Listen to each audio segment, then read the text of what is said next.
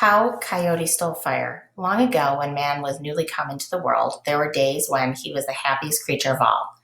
Those were the days when spring brushed across the willow trails, or when his children ripened with the blueberries in the sun of summer, or when the goldenrod bloomed in the autumn haze. But always the mist of autumn evenings grew more chill, and the sun's strokes grew shorter. The man saw winter moving near, and he became fearful and unhappy. He was afraid for his children and the grandfathers and grandmothers who carried in their heads the scariest tales of the tribe. Many of these, young and old, would die in the long, ice bitter months of winter. Coyote, like the rest of the people, had no need for fire, so he seldom concerned himself with it, until one spring day when he was passing a human village. There, the women were singing a song of mourning for the babies and the old ones who had died during the winter.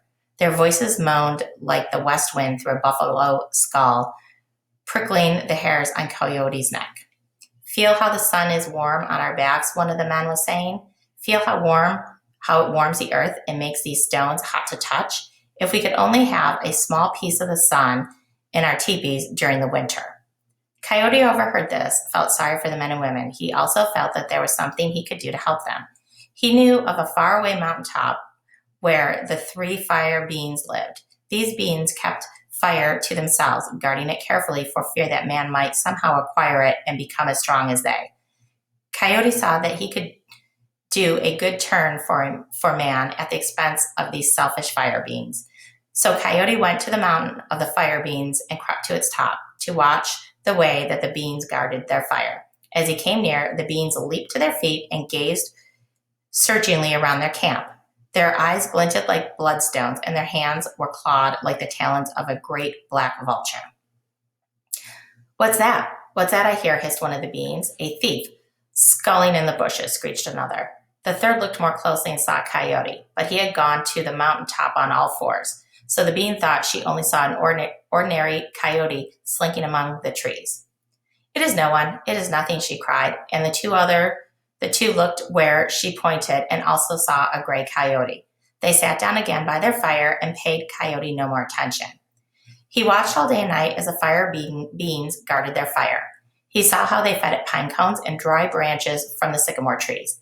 He saw how they stamped furiously on runaway rivers of flames that somehow and sometimes nibbled outwards on the edge of the dried grass. He also saw how, at night, the beings took turns to sit by the fire. Two would sleep while one was on guard. And at certain times, the being by the fire would get up and go into their teepee, and another would come out and sit by the fire.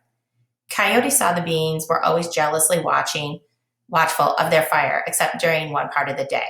That was the earliest morning, when the first winds of dawn arose on the mountains. Then the being by the fire would hurry, shivering, into the teepee, calling, "Sister, sister, go out and watch the fire."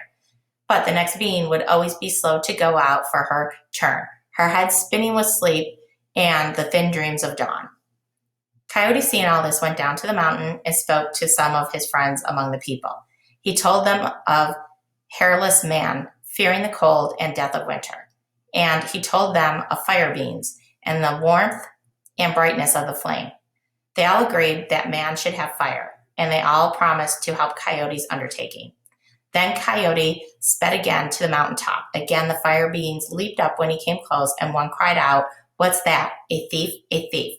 But again the others looked closely and only saw a gray coyote hunting among the bushes. So they sat down again and paid him no more attention.